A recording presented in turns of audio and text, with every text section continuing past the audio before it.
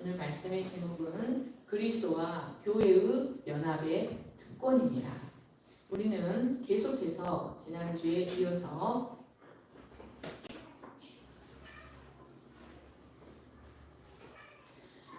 그리스도의 몸 안에서 율법에 대하여 죽을 뿐만 아니라 그의 부활에도 한 몸으로 연합된 우리의 특권이 무엇인지를 살펴보고 있습니다.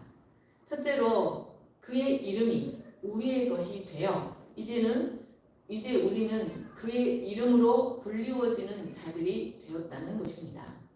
계시록 3장 12절 말씀, 빌립보서 2장 90절 말씀을 다시 한번 보겠습니다. 이기는 자는 내 하나님 성전의 기둥이 되게 하리니 그가 결코 다시 나가지 아니하리라. 내가 하나님의 이름과 하나님의 성 곧 하늘에서 내 하나님께로부터 내려오는 새 예루살렘의 이름과 나의 새 이름을 그의 위에 기록하리라. 이러므로 하나님이 그를 지극히 높여 모든 이름 위에 뛰어난 이름을 주사 하늘에 있는 자들과 땅에 있는 자들과 땅 아래에 있는 자들로 모든 무릎을 예수의 이름에 꿇게 하시고. 사랑하는 여러분, 이제 우리에게는 하나님의 이름, 또 하나님이 임재해 계시고 은혜로 통치하시는 새 하늘과 새 땅인 새 예루살렘이라는 이름, 그리고 그리스도의 새 이름이 새겨져 있습니다. 이 이름은 인류를 위한 하나님의 구속 계획에 죽기까지 순종하심으로 말미암아 얻어진 만왕의 왕, 만주의 주라는 새 이름, 하늘과 땅의 모든 권세를 가지신 이름, 모든 무릎이 그 이름 앞에 꿇는 이름입니다. 이제 우리는 그리스도와 연합됨으로 말미암아 이제 그 이름으로 일컬어지는 자들이 되었습니다. 두 번째로 그가 얻은 모든 지위, 모든 소유를 함께 누리는 자들이 되었습니다. 그의 지혜, 그의 의로움, 그의 탁월함, 그의 비범성, 그가 이루어 놓으신 모든 구석의 완전함을 조금도 빠짐없이 그와 함께 누립니다. 심지어 우리는 그리스도와 함께 이미 하늘에 앉히어 있다는 사실도 우리는 기억해야 합니다. 그런데 이렇게 그리스도가 우리에게 모든 것이 되게 하신 분이 바로 우리를 지극히 긍휼히 여기신 하나님 자신이십니다. 세 번째로 우리는 하나님 앞에 정죄받는 범죄자의 신분에서 완전히 벗어나 예수 그리스도로 말미암아 하나님께 사랑을 받는 자녀의 신분을 얻었습니다. 이는 하나님께 언제든지 담대히 나가 구할 바를 구하는 특권을 얻게 되었다는 것입니다. 즉 우리는 그리스도로 말미암아 하나님의 생명을 풍성히 누릴 수 있는 자들이 되었습니다. 이제 네 번째로 우리는 천사들의 섬김을 받는 특권을 누립니다. 마가복음 1장 12절 13절을 보십시오. 성령이 곧 예수를 광야로 몰아내신지라 광야에서 40일을 계시면서 사탄에게 시험을 받으시며 들짐승과 함께 계시니 천사들이 수종들더라. 누가복음 22장 39, 43절입니다. 예수께서 나가사 습관을 따라 감람산에 가심에 제자들도 따라갔더니 그곳에 이르러 그들에게 이르시되 유혹에 빠지지 않게 기도하라 하시고 그들을 떠나 돌 던질 만큼 가서 무릎을 꿇고 기도하여 이르시되 아버지여 만일 할만하시거든 이 잔을 내게서 옮기시옵소서. 그러나 내 원대로 마시옵고 아버지의 원대로 되기를 원하나이다 하시니 천사가 하늘로부터 예수께 나타나 힘을 더하더라. 예수님께서 사역을 시작하시기에 앞서 성령에게 이끌려 광야에서 40일을 금식하며 기도하실 때, 그리고 십자가를 지시기 위해 장로와 제사장들에게 잡혀가시기 전에 겟세마네 동산에서 기도하실 때 천사들이 와서 주님을 수종들고 그 맡기신 사명을 힘있게 감당하도록 도왔습니다. 그런데 히브리서 기자는 이것이 바로 그리스도와 결혼한 우리에게 동일하게 해당되는 특권이라는 사실을 밝히고 있습니다. 히브리서 1장 13, 14절을 보십시오. 어느 때 천사 중 누구에게 내가 내 원수로 내 발등상이 되게 하기까지 너는 내 우편에 앉아있으라 하셨느냐. 모든 천사들은 섬기는 영으로서 구원받을 상속자들을 위하여 섬기라고 보내심이 아니냐. 여러분, 이 말씀은 바로 천사의 기능이 무엇인지를 설명하는 말씀입니다. 그것은 바로 그리스도와 연합한 그 교회, 그리스도의 아내, 즉 구원의 후사요 언약의 상속자인 교회된 자들을 섬기라고 보내심을 받은 영이라는 말씀입니다. 구원받을 상속자들을 위하여 섬기라고 보내심이 아니냐. 마태복음 18장 10절도 보십시오. 삼가 이 작은 자 중에 하나도 없인 여기지 말라. 너희에게 말하노니 그들의 천사들이 하늘에 계신 내 아버지의 얼굴을 항상 배우느니라. 여러분, 우리가 그리스도와 결혼했다는 그 한 가지 사실 때문에 우리는 비록 그것을 의식하지 못하며 살아가지만 하나님의 천사들이 마치 그리스도를 섬기듯이 우리를 섬기고 있다는 것입니다. 그러므로 우리는 우리의 인생의 큰 문제들 앞에서 너무나 고독하고 쓸쓸하고 몸둘 바를 모르는 것 같을 때에 물론 예수님이 우리 안에 계시고 성령님도 우리를 도우시지만 천사들도 우리를 힘있게 붙들어서 우리로 고난을 끈히 이겨내고 맡겨진 사명을 잘 감당할 수 있도록 언제나 돕는다는 사실을 늘 기억하시기를 간절히 축원합니다. 다섯 번째로 우리는 언약의 상속자, 즉 나라를 기업으로 받습니다. 로마서 8장 17절을 보십시오. 자녀이면 또한 상속자, 곧 하나님의 상속자요 그리스도와 함께한 상속자니. 여러분, 우리가 구원받아 하나님의 자녀가 되면 그리스도와 함께 하나님의 상속자가 된다는 말씀입니다. 여기 그리스도와 함께한 상속자라는 말은 그리스도와 공동 상속자라는 의미입니다. 또 나라를 상속받는다는 것은 그리스도로 말미암아 하나님의 나라가 우리의 삶 속으로 훅 들어와 버린다. 즉 하나님의 은혜의 통치가 우리의 삶 가운데서 실제적으로 이루어진다는 것을 의미합니다. 여러분, 하나님의 나라가 우리가 하나님의 자녀가 된 순간 그의 나라가 우리 속으로 들어옵니다. 그리고 하나님이 성경에 약속하신 모든 언약이 우리의 삶 가운데서 펼쳐집니다. 그러므로 성도는 이 땅에 발을 붙이며 이 땅의 시민으로도 살아가지만 동시에 이 땅에서 하나님 나라의 시민으로 살아간다는 사실을 알아야 합니다. 그러면 하나님 나라를 상속받는 언약의 상속자의 구체적인 삶, 구체적인 특권이 무엇일까요? 첫째로 세상을 이기는 왕노릇, 제사장 노릇하는 삶을 사는 것입니다. 계시록 20장 4절로 6절을 보십시오. 내가 보좌들을 보니 거기에 앉은 자들이 있어 심판하는 권세를 받았더라.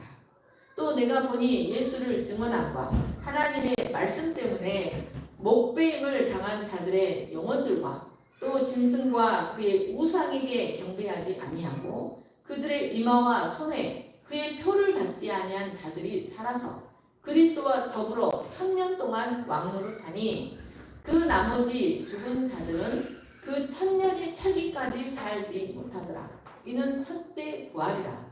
이 첫째 부활에 참여하는 자들은 복이 있고 거룩하도다. 둘째 사망이 그들을 다스리는 권세가 없고 도리어 그들이 하나님과 그리스도의 제사장이 되어 1000년 동안 그리스도와 더불어 왕노릇하리라. 여러분, 여기 4절에 예수를 증언함과 하나님의 말씀 때문에 목배임을 당한 자들이란 꼭 순교자들을 말하는 것이 아닙니다. 이것은 성령에 의해 진리의 말씀이 적용되어서 그리스도의 몸 안에서 아담에게 속한 자아가 죽은 자들을 말합니다. 즉 사탄의 머리가 파해지고 사탄의 목이 베어지고 그리스도에게 속한 자로 거듭난 자들을 가리키는 것입니다. 그리고 천년이란 성경적으로 구약에서 마지막 때 또는 여호와의 큰 날이라고 말하는 예수 그리스도의 초림과 재림 때까지의 교회 시대를 말합니다. 이 기간 동안 성도들은 이 세상이 이 땅의 생명의 원리인 육의 생명과 짐승의 원리로 살아가며 소동하고 헌화할 때 그들은 결코 요동하거나 흔들리지 아니하고 꿋꿋이 그리스도의 생명의 원리와 하늘의 원리로 살아갑니다. 여러분, 이들만이 오직 하나님 앞에서 살아서 천년 동안, 즉 교회 시대에 그리스도와 더불어 왕노릇, 제사장 노릇을 하며 살아갈 수 있습니다. 여러분, 왕노릇 한다는 것은 다스리며 통치하며 이긴다는 것입니다. 이들은 이전에는 결코 이길 수 없었던 죄와 욕망과 운명들을 이기고 죄를 이기고 욕망을 이기고 운명을 이기고 크고 작은 삶의 난관과 고난과 어려움들을 이기는 진정한 승리의 삶을 살아내며 이를 통해 하나님께 영광을 돌립니다. 여러분, 이것이 바로 왕노릇입니다. 이들이야말로 진정으로 하나님 앞에 살아있는 자들이며 바로 그런 삶이 참된 예배의 삶입니다. 이것은 오직 그리스도에게 연합된 자들만이 누릴 수 있는 특권입니다. 요한일서 5장 4, 5절을 보십시오. 무릇 하나님께로부터 난 자마다 세상을 이기느니라. 세상을 이기는 승리는 이것이니 우리의 믿음이니라. 예수께서 하나님의 아들이심을 믿는 자가 아니면 세상을 이기는 자가 누구냐? 여러분, 세상은 하나님께로부터 난 자, 그리스도의 아내를 아무것도 아닌 것처럼 취급하고 자신들이 이 세상에서 가진 특권과 명예와 물질을 대단한 것처럼 자랑하지만 그것들은 얼마 안 있으면 썩어질 것들이고 영원한 것들이며 그들이 당하는 고난 앞에서 그들을 구원해주지 못할 쓰레기 같은 것들입니다. 여러분, 오직 그리스도의 아내 된 자들만이 하나님이 주신 진정한 영광, 진정한 존귀, 진정한 존영을 가진 자들이라는 것을 기억하시기를 축원합니다. 하나님은 진정한 영화와 존귀로 우리에게 관을 씌우셨습니다. 여러분, 예수 그리스도가 하나님의 아들이심을 믿는 자, 그의 죽음에 연합되고 그의 생명에 연합된 자들만이 이 세상에서 당하는 그 모든 고난을 이기고 죄를 이기고 진정한 승리의 삶을 살아낼 수가 있는 것입니다. 여러분, 세상은 바로 이들과의 접촉을 통해서만 하늘의 생명을 맛보고 이들을 통해서 진정으로 선한 것이 무엇인지 분별하게 되고 그 짐승 같은 부정함에서 구원함을 받고 하나님의 진노 아래 있는 죽음의 상태에서 생명의 상태로 거듭남을 경험할 수 있습니다. 이것이 바로 왕노릇이요 제사장 노릇입니다. 두 번째로 그리스도와 함께 세상을 심판하고 천사들을 심판하는 권세를 받습니다. 계시록 20장 4절을 다시 보십시오. 또 내가 보좌들을 보니 거기에 앉은 자들이 있어. 여러분, 거기에 앉은 자들이 누굽니까? 바로 우리가 예수와 함께 하나님 보좌 우편에 앉혀 있습니다. 바로 우리를 가리킵니다. 또 내가 보좌들을 보니 거기에 앉은 자들이 있어 심판하는 권세를 받았더라. 또 내가 보니 예수를 증언하와 하나님의 말씀 때문에 목배임을 당한 자들의 영혼들과 또 짐승과 그의 우상에게 경배하지 아니하고 그들의 이마와 손에 그의 표를 받지 아니한 자들이 살아서 그리스도와 더불어 천년 동안 왕노릇하니. 고린도전서 6장 2, 3절을 보십시오. 성도가 세상을 판단할 것을 너희가 알지 못하느냐. 세상도 너희에게 판단을 받겠거든 지극히 작은 일 판단하기를 감당하지 못하겠느냐? 우리가 천사를 판단할 것을 너희가 알지 못하느냐? 그러하거든 하물며 세상 일이라. 여러분, 여기 세상을 심판한다, 판단한다는 말은 분별한다 라는 뜻입니다. 그리스도의 아내 된 성도들은 이 세상에 살면서 구약에서 이스라엘을 거룩으로 인도했던 제사장들처럼 우리 이 성도들이 하나님 앞에서 무엇이 정하고 부정한지, 무엇이 진정으로 선이고 악인지를 공변된 분별을 해주는 삶을 살아가는 자들인 것입니다. 여러분, 우리가 이 세상을 심판하고 판단할 수 있는 이유가 무엇입니까? 우리가 이 세상에서 공변된 분별을 해줄 수 있는 이유가 무엇입니까? 그것은 바로 오직 하나님께서 그리스도의 아내 된 자들에게 당신의 생명의 말씀을 주셨기 때문입니다. 말라기 2장 5절로 7절 말씀을 보십시오. 내위와 세운 나의 언약은 생명과 평강의 언약이라. 내가 이것을 그에게 준 것은 그로 경외하게 하려 함이라. 그가 나를 경외하고 내 이름을 두려워하였으며 그 입에는 진리의 법이 있었고 그 입술에는 불의함이 없었으며 그가 화평하고 정직함으로 나와 동행하고 많은 사람을 돌이켜 죄악에서 떠나게 하였느니라.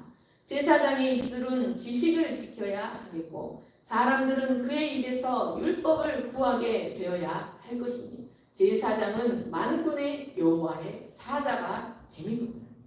여러분, 그리스도의 생명이 없는 사람들은 자신들을 진정한 생명으로 인도할 선이 무엇인지를 알지 못하고 깊은 영적 혼돈과 어지러움 속에서 살아갑니다.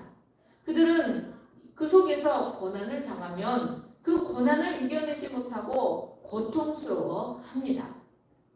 하나님은 이런 세상을 위해 그리스도의 아내 된 교회에게 성령과 말씀을 주셔서 세상을 판단하고 분별하게 하셨습니다.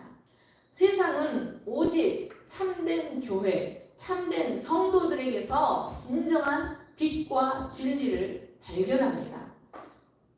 우리는 이 세상을 살아가면서 이 세상을 판단하고 정하고 부정한 것을 분별할 뿐만 아니라 때가 되면 그의 재림의 때 그리스도와 함께 세상을 심판하고 천사를 판단하게 된다는 것을 기억하시기를 간절히 축원합니다. 세 번째로 만물이 다 우리의 것입니다. 고린도전서 3장 21절로 23절 말씀을 보십시오. 그런즉 누구든지 사람을 자랑하지 말라.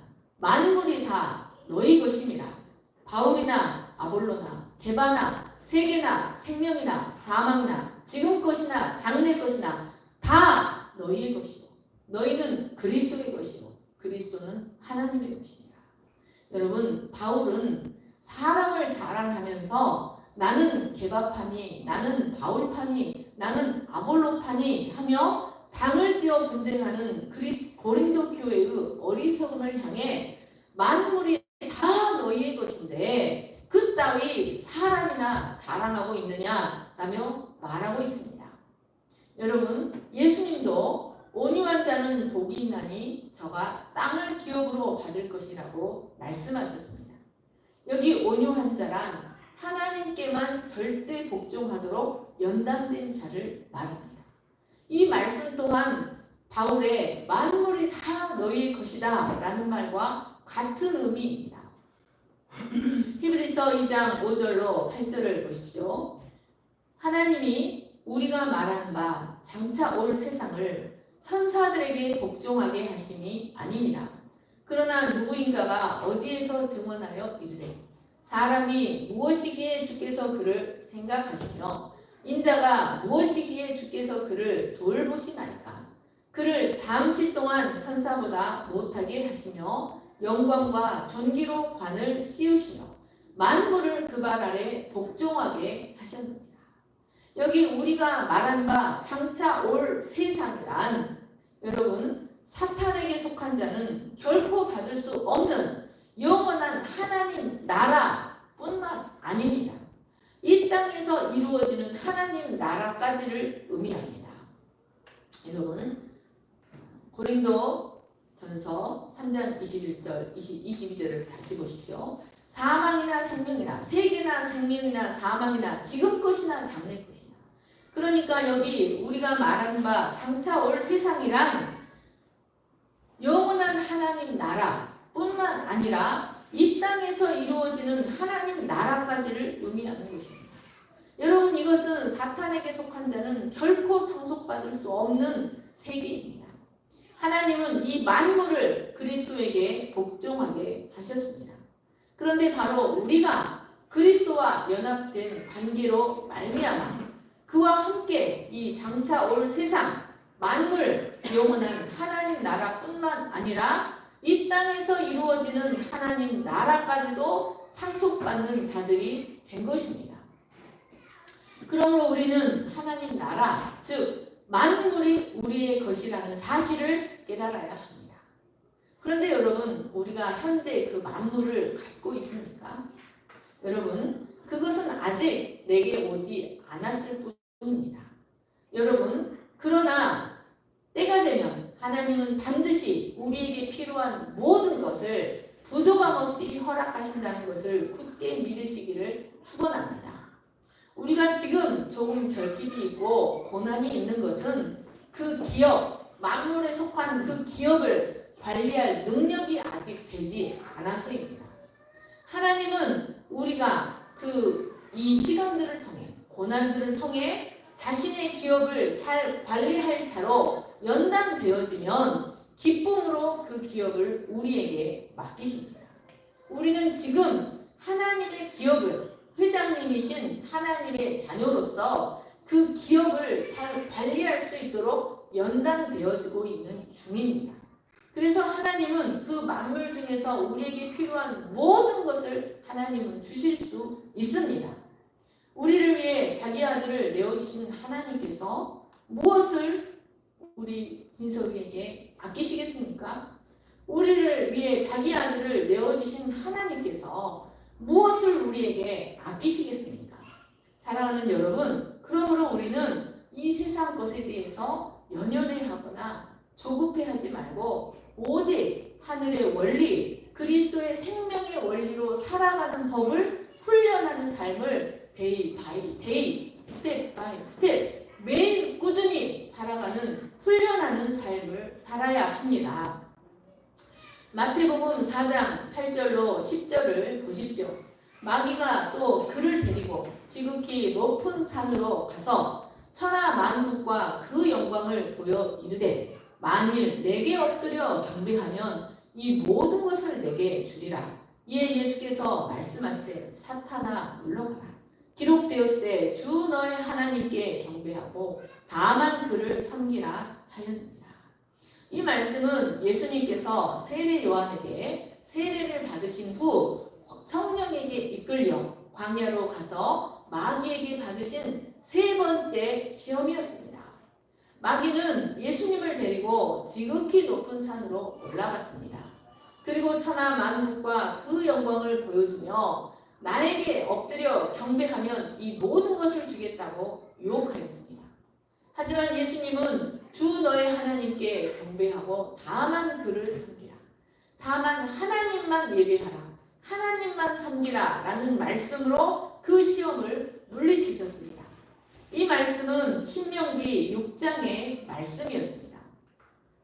신명기 6장 10절로 15절 말씀을 함께 읽겠습니다. 시작. 내 하나님 여호와께서 내 조상 아브라함과 이삭과 야곱을 향하여 내게 주리라 맹세하신 땅으로 너를 들어가게 하시고 내가 건축하지 아니한 크고 아름다운 성읍을 얻게 하시며 내가 채우지 아니한 아름다운 물건이 가득한 집을 얻게 하시며 내가 파지 아니한 우물을 차지하게 하시며 내가 심지 아니한 포도원과 감람나무를 차지하게 하사 내게 배불리 먹게 하실 때에 너는 조심하여 너를 애굽 땅 종되었던 집에서 인도하여 내신 여호와를 잊지 말고 내 하나님 여호와를 경외하며 그를 섬기며 그의 이름으로 맹세할 것입니다.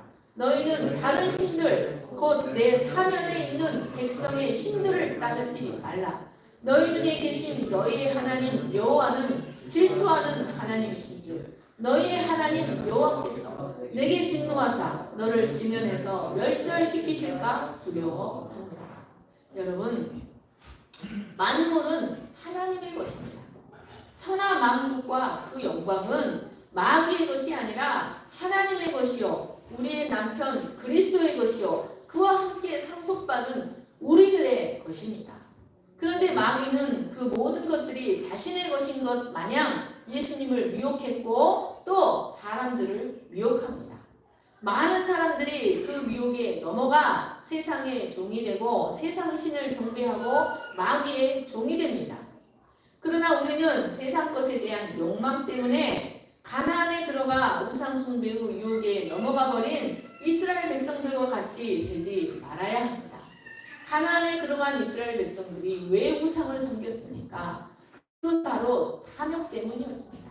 그러나 그들은 광야에서 오직 하나님만이 그 모든 것을 주신다는 사실을 훈련받아야 했지만 그것을 잊어버리고 세상 신이 바알이 아세라가 그들에게 풍요와 영광을 줄 것으로 생각하고 하나님과 우상을 겸하여 섬겼던 것이었습니다.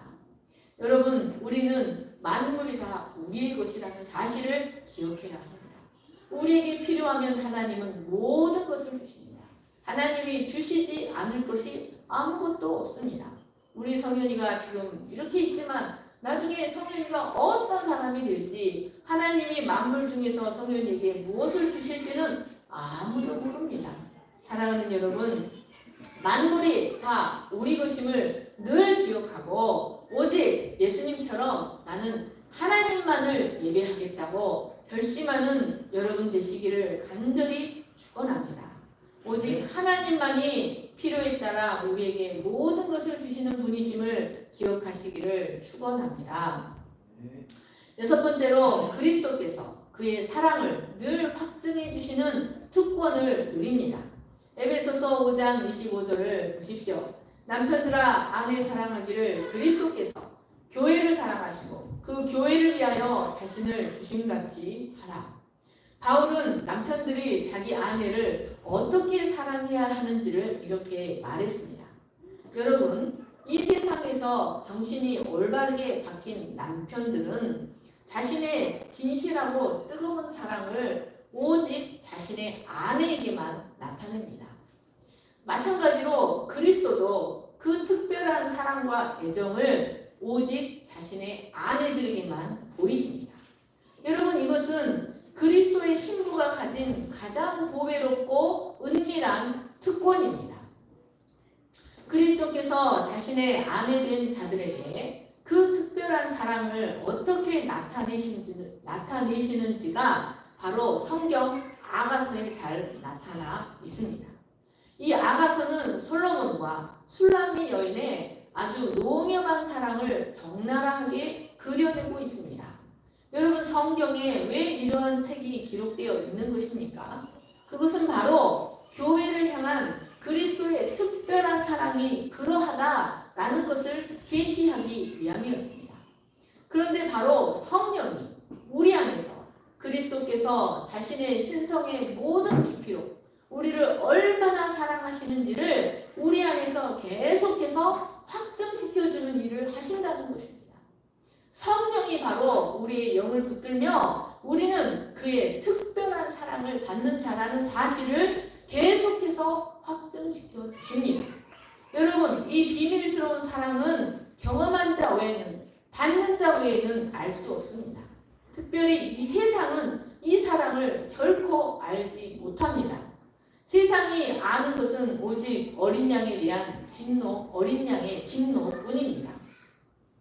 에베소서 5장 29, 30절을 보십시오.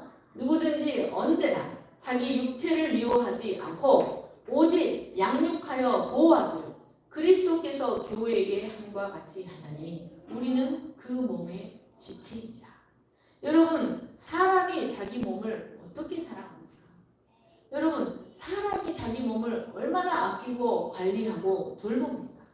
바로 이것이 교회를 향한 그리스도의 사랑입니다. 사람이 자기 몸을 아끼고 보호하듯이 그리스도도 자기 몸된 교회를 아끼고 양육하고 보호하고 관리하고 염려하신다는 것입니다. 그는 우리의 먹을 양식뿐만 아니라 우리의 모든 장래까지 친히 염려하시고 우리를 관리하십니다.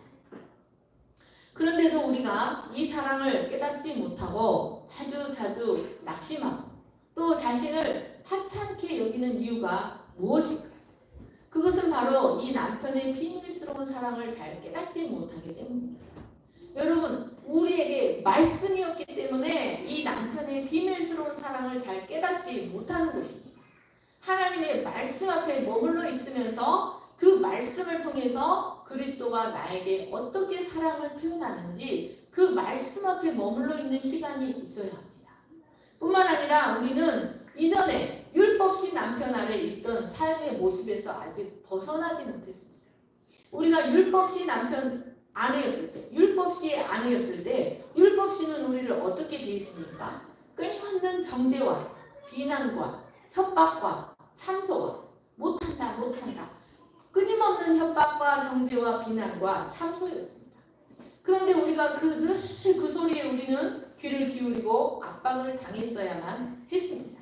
그런데 그것에 익숙한 우리가 어떻게 하면 이 협박과 정죄와 억압과 비난에서 벗어나 그리스도의 사랑을 충만히 확증받을 수가 있습니까? 그것은 우리 마음에 하나님의 말씀을 계속해서 새겨 넣는 것입니다. 하나님의 말씀을 많이 넣어야 우리의 마음에 나를 계속해서 확증시켜주고 보증해 주시는, 나를 붙들어 주시는 그리스도의 사랑에 대한 확신을 경험할 수가 있습니다. 여러분, 우리의 현재 남편은 정죄와 비난보다 사랑과 소망을 늘 우리에게 나타내십니다. 우리를 향한 그리스도의 돌보심이 어떠한지, 우리를 향한 그리스도의 사랑이 어떠한지를 깊이 깨달으시기를 간절히 축원합니다.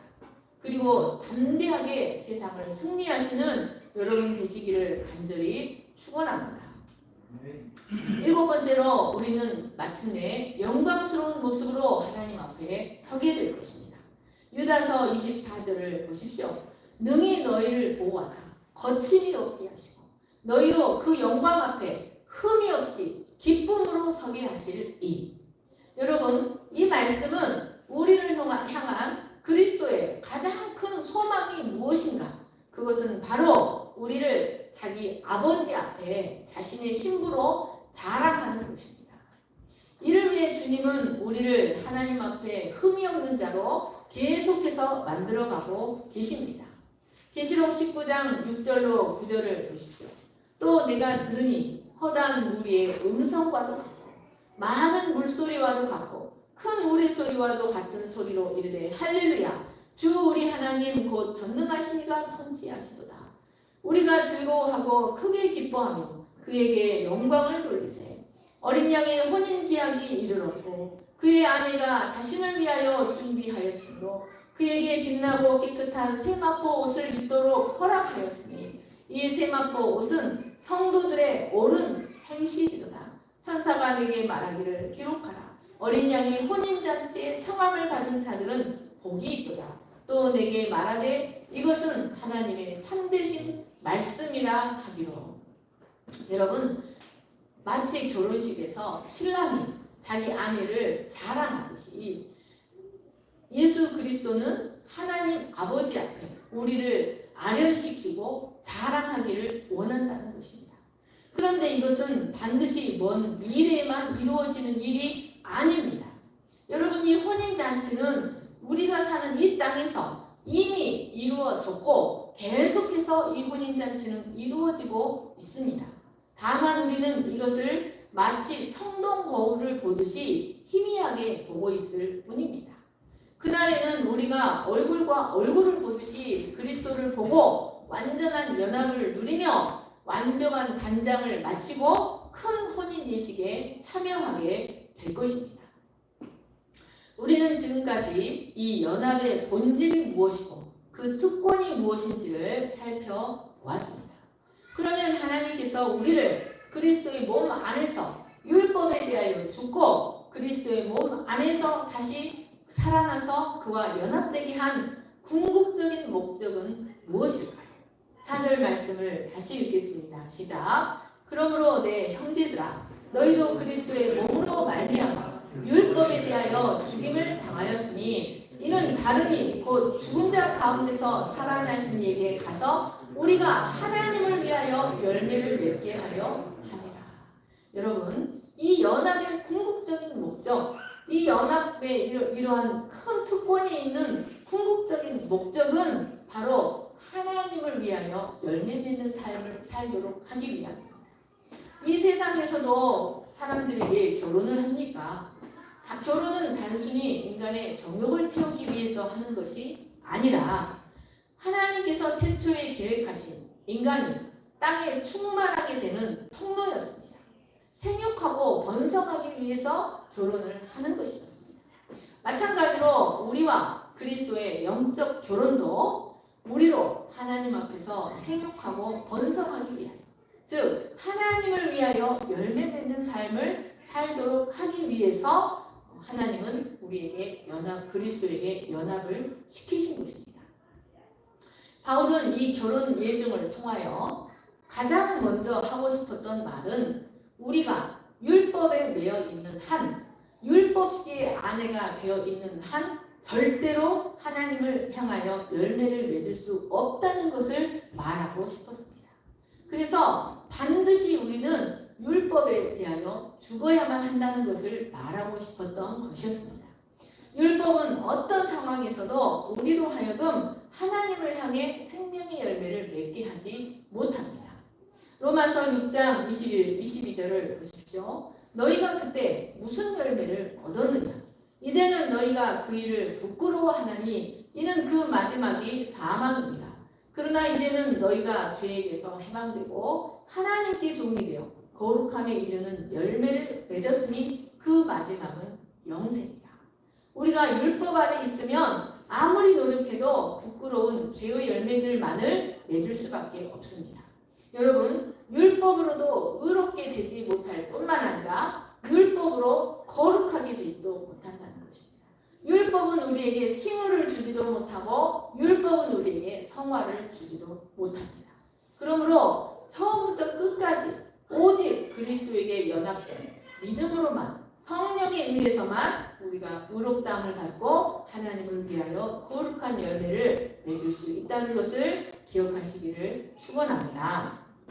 제가 기도하겠습니다. 사랑과 은혜가 풍성하신 하나님 아버지, 하나님께서 우리 인생들 가운데 깊이 관여하시고 우리들을 그리스도의 몸 안으로 부르지 않으셨다면 우리는 오늘도 가증한 하나님 앞에 부정한 짐승처럼 가증한 열매를 맺고 살고 있었을 것입니다. 고난을 이겨내지 못하고 죄를 이겨내지 못하고 나로부터 불행이 시작되어 땅끝까지 불행을 이어가게 할 수밖에 없는 불행의 직결체가 되어서 살 수밖에 없었을 것입니다. 그러나 하나님께서 이런 우리를 불쌍히 여기시고 그리스도의 몸에 연합되게 하시고 율법에 대하여 죽고 그리스도의 몸으로 그리스도의 부활에 연합되어 그의 생명으로 다시 태어나 하나님의 거룩한 자녀가 되게 하여 주셔서 감사합니다. 하나님 아버지, 우리가 이 연합의 특권이 무엇인지 우리에게 주신 언약서 하나님의 말씀을 자세히 살펴보고 우리가 다시는 율법의 종로로, 죄의 종로로 하지 아니하고 생명의 종로로 그리스도의 생명으로 하나님을 섬기는 복된 자들이 되게 하여 주시기를 간절히 기도합니다. 하나님 아버지, 우리가 이 땅을 살아가는 동안 하나님의 모든 생명의 언약이 우리를 통하여 풍성하게 이루어질 수 있도록 축복해 주시기를 간절히 기도합니다. 감사하며 거룩하신 예수님의 이름으로 기도합니다. 아멘. 아무것도 주여 말라 찬양하시면서 기도를 드리겠습니다. 모두 일어나셔서 찬양하시겠습니다.